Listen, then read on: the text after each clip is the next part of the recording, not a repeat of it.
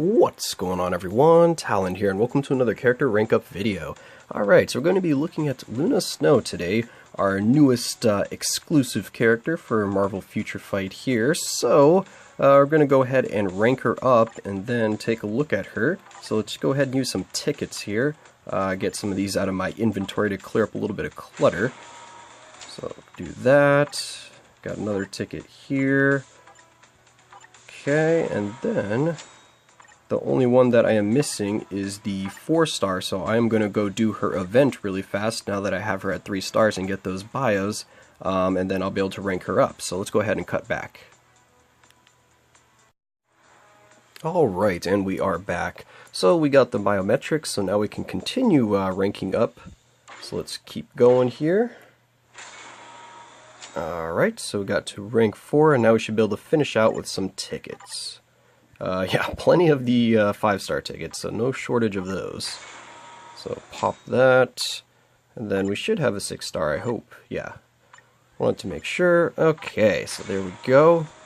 Luna is now at 6 stars, so now let's go ahead and get her mastery worked on. What was her mastery again? Apply to all allies, increase attack speed, increase all speed, 5% chance to become immune to cold damage, eh? And apparently has a chance to trigger her theme song. Wait, what do we have in here? Oh, got this little guy from the boost points. Why not? I don't know who else I'm going to use it on. So we'll just do that, since I have everyone pretty much past 2 stars anyway, or I do have everyone past 2 stars. Alright, so let's go ahead and...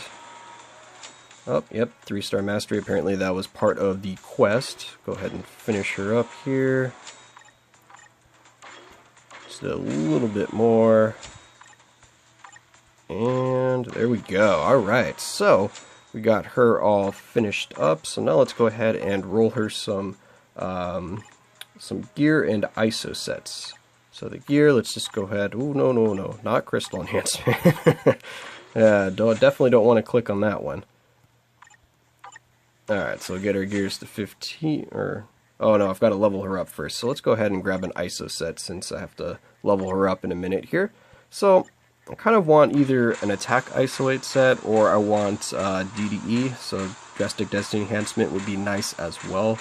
Just give her a little more survivability because usually speed characters are a little lacking in the survivability department, so I want to give her a little extra boost if I can, but I'll pretty much keep whichever one I get first, if I get an attack set or if I get a shield set. Well, I don't know if I'd keep binary power, but I'll keep drastic density enhancement if I get that. Speaking of the one I said I probably won't keep, the recovery rate is actually useful for her because she has 2 heals. You know what? We'll keep it for now. How about that? So now we'll go ahead and get her a custom gear, and I think I'm just going to I want to give her guard break immunity, but I don't have a good thanks for the dimension rift. I don't have a good immune to guard break obelisk to give her that has either like cold damage or recovery with it, because those are the 2 main stats that I would like to have, is immune to guard break with either cold damage or recovery, and then probably a invincibility proc is what I'm thinking I'm going to run on her, but I'm curious to see how she does with a damage proc as well. So I think I have a kind of obelisk I can just throw on her just for the heck of it. Yeah, this one right here. Cold damage, dodge, invincibility. Thought I had a different cold damage one somewhere. Yeah, here we go. Cold damage, crit rate with a damage proc. I kind of want to try out with the damage proc, so we're going to use this obelisk for now, since I don't mind getting rid of this obelisk if I decide to change it out. Her skills, let's see what we want to level up for her skills. So nothing there. The freeze, I highly doubt that's going to go over 4 seconds. Yep. Over here, we have chill damage. No, 30% is usually what it caps out as. So yeah, we don't have to worry about that one either. Right here, let's see. Is that heal going to go any higher? I don't think it should. Yeah, it's not going to go any higher. Just wanted to make sure, because 15% is already really good. So she has 2 15% heals, which is pretty amazing. So she's going to get 30% heals basically between these two skills. There we go, use 2 million gold. Alright, whatever we get for that, I'll take. Yeah, so let's go ahead and get her leveled up, and I'll cut back to when she's level 60 and we can finish her up.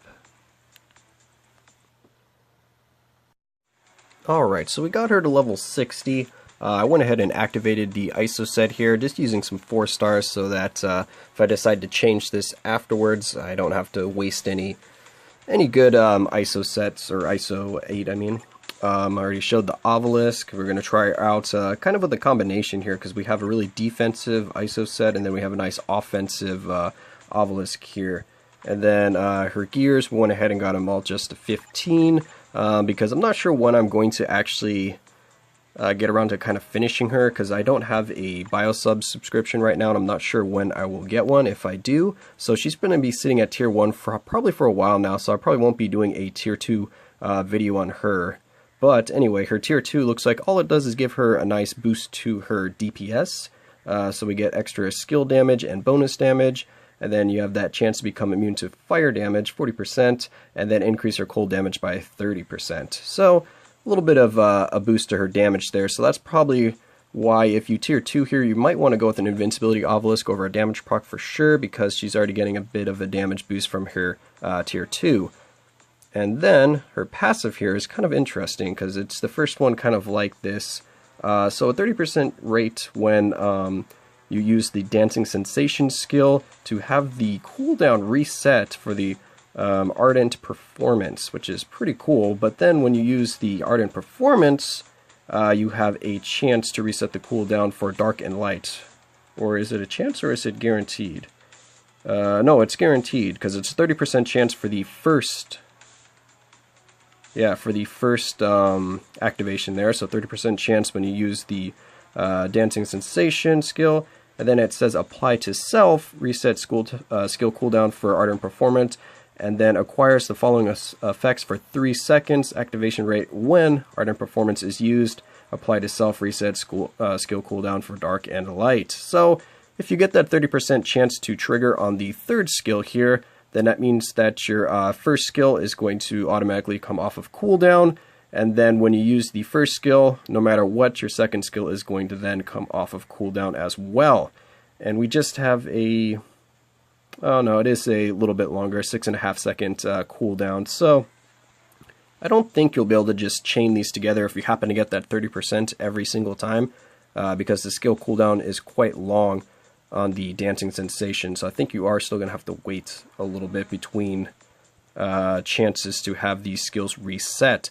But I mean, that's a cool little mechanic, and the skills are pretty good. I like the first skill. I think is the one I like the most out of these 3 skills here.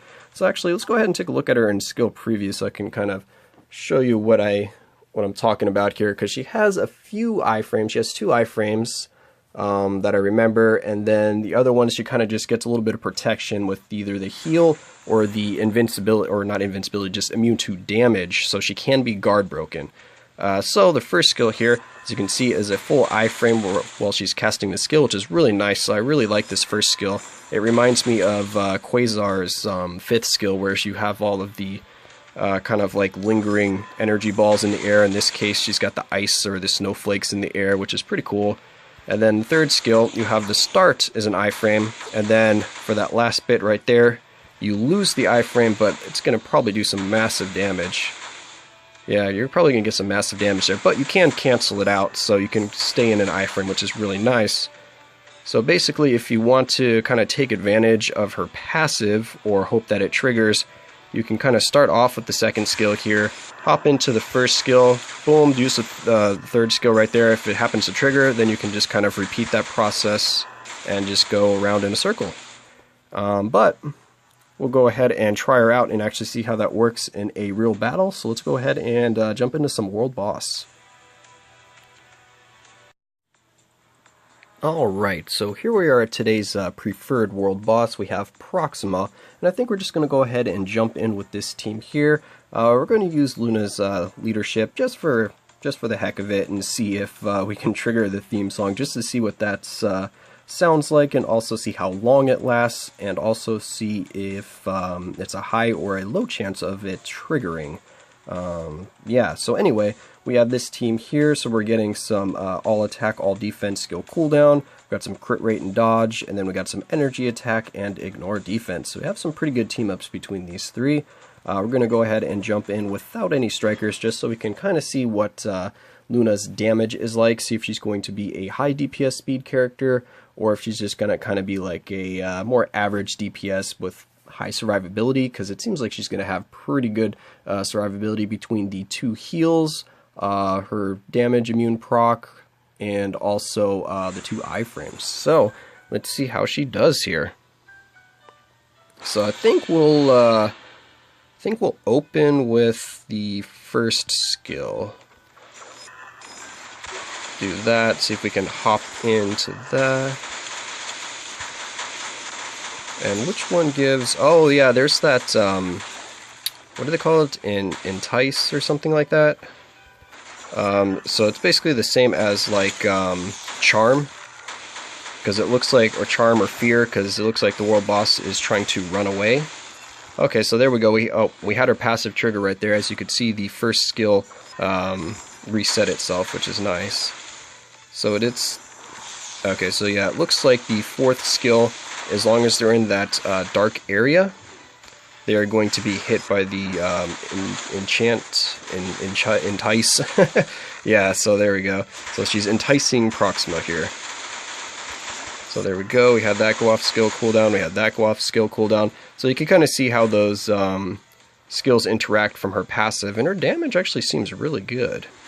So let's see if we can't entice, and then we'll pop our immunity there on the 5th skill. And it is just regular immune to damage, so you can be guard broken from that. So it's not something you can really pop if you're going to be trying to face tank a few attacks or something like that, because you will get guard broken out of the skill. But yeah, her DPS is looking really good, because we had no strikers and no damage leadership. I didn't pay attention to if her theme song played, but when I record these videos, the volume is extremely low for me, so I can't really hear much of the actual in-game volume. I can hear it, but it's just not very loud. So if it did play, I didn't notice it, so you guys would probably hear it better than me. But anyway, that was just a little showcase there of Luna Snow. She seems like she'll be a pretty fun character to play as. It's just kind of sad that she has to be paywall. I thought she'd be kind of like a free character, kind of like Sharon Rogers here, because we have Sharon Rogers in the team, and she was another one of those kind of exclusive characters that made their way to Marvel Future Fight. So she's the 2nd one of the generation, and it looked like they did Sharon Rogers as the 75th character, and Luna here is the 150th character. So I guess we'll have to see if they keep going in intervals of 75, or if they're going to add another character like this, or if these are going to be the only 2. But either way, I think she's a really strong character, because she does have kind of a charm / time freeze mechanic that can be applied to world bosses, or like a debuff that normally can't be applied to certain characters, or a debuff that works on characters that normally can't be debuffed. So that's always a really, really strong mechanic, especially for PvP. If she's opening with her 4th skill in like Alliance Conquest or a PvP type scenario, when the AI is using her, that's going to be pretty tough to deal with, because we don't really have anything that can counter that right now. I mean, we can use, of course, like Wasp Leadership or something like that, but we don't have like a specific immune to, because some of them say immune to time freeze and that, so she might be good in World Boss Ultimate. That'd be fun to test her out there, but I'd have to get her to tier 2 if I wanted to test her out there, so I guess that's probably not going to happen. And her animations are really cool, so I do really like her skill animations. The ice is just, it looks really cool. It's kind of like chilling the air around her, and just yeah, it looks really fluid, so I do really like the animations that did on her.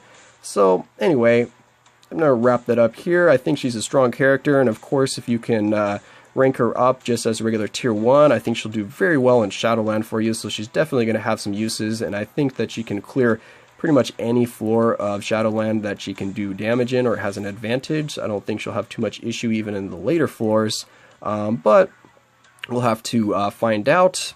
And I'll probably end up posting a video on her fighting Infinity Thanos, because I always like to test out some of these new characters on him. So look forward to that. And like I said, that's going to be it for this video. I hope you enjoyed, and of course I will catch you in the next one.